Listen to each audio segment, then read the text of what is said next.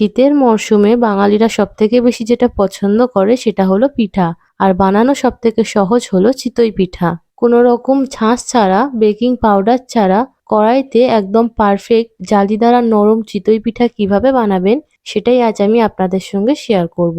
নমস্কার, আমি তাপসী আর আপনারা দেখছেন তাপসীদির হেসেল। চলুন আজকের রেসিপিটি স্টার্ট করা যাক। তো আজকের রেসিপিটি বানানোর জন্য আমি এখানে 300 গ্রাম আতপ চাল 4 ঘন্টার জন্য ভিজিয়ে রেখেছিলাম। চালটা ভিজে নরম হয়ে গিয়েছে। দেখুন আঙুল দিয়ে একটু চাপ দিলেই চালটা ভেঙে যাচ্ছে। এখন চালটা জল থেকে তুলে একটু জল ঝারিয়ে নিয়ে এটা একটা মিক্সার জারে দিয়ে দিচ্ছি। চিতই পিঠাটা বানানোর জন্য আমি চালটা মিক্সারে পেস্ট করে নেব। তবে আপনারা চাইলে এর পরিবর্তে রেডিমেড চালের গুঁড়ো দিয়েও চিতই পিঠাটা বানিয়ে নিতে পারেন। পুরো চালটা মিক্সার জারে দেওয়া হয়ে গিয়েছে। এখন এতে সামান্য জল দিয়ে এটা একটা পেস্ট বানিয়ে নেব।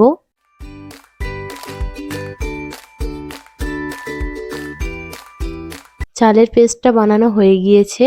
এবারে এটা একটা মিক্সার বোলে ঢেলে নিচ্ছি।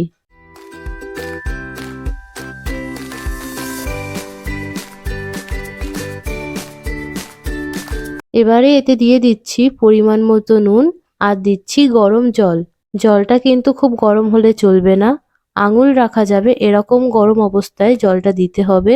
জলটা দেওয়ার পরে এখন এটা ভালো করে মিশিয়ে পিঠার জন্য ব্যাটারটা বানিয়ে নিচ্ছি। আমি এতে কোনো রকম বেকিং পাউডার ব্যবহার করিনি, তবে আপনারা চাইলে দিতে পারেন। পিঠার জন্য ব্যাটারটা বানানো হয়ে গিয়েছে। ব্যাটারের ঘনত্বটা এইরকম থাকবে, খুব বেশি পাতলা বা খুব বেশি ঘন হবে না। এখন আমি এখানে নিয়েছি একটা ছোট বাটি, আর বাটিতে দিয়ে দিচ্ছি 2 টেবিল চামচ সাদা তেল, আর তার সাথে দিয়ে দিচ্ছি 1 টেবিল চামচ জল। এবারে জল আর তেলটা ভালো করে একবার মিশিয়ে নিচ্ছি।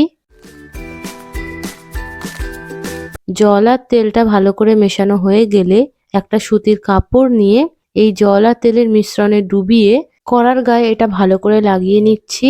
আপনারা চাইলে শুধু তেল ব্রাশ করেও নিতে পারেন। এখন 1 হাতা ব্যাটার নিয়ে কড়াতে দিয়ে দেব। খেয়াল রাখবেন কড়াতে যখনই ব্যাটার দেবেন তার আগে ব্যাটারটা একবার নেড়ে চেড়ে নেবেন, না হলে অনেক সময় ব্যাটারের নিচে চালটা থিতিয়ে পড়ে আর উপরে জলটা থাকে। কড়াটা খুব ভালোভাবে গরম হওয়ার পরেই ব্যাটারটা কড়াতে দিয়ে দিলাম। এখন গ্যাসের ফ্লেমটা মিডিয়ামে রেখে 3 মিনিটের জন্য এটা ঢাকা দিয়ে রেখে দেব। 3 মিনিট পর পিঠেটা বানানো হয়ে গিয়েছে। আমার এই পিঠেটা বানাতে 3 মিনিট মতো সময় লেগেছে, তবে আপনাদের একটু কম বা বেশি সময় লাগতে পারে।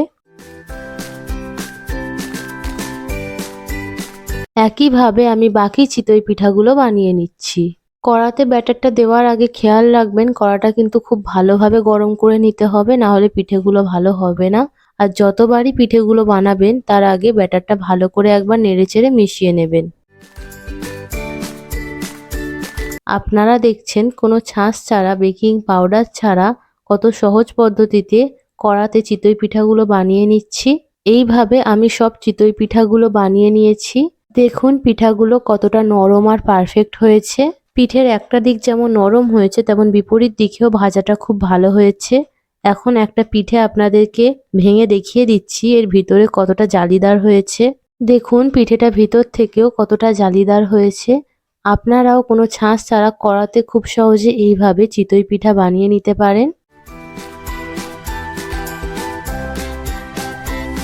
যারা আমার ভিডিওটি ইউটিউব থেকে দেখছেন তারা প্লিজ চ্যানেলটিকে সাবস্ক্রাইব করে দেবেন, আর যারা ফেসবুক থেকে দেখছেন তারা পেজটিকে ফলো করে দেবেন।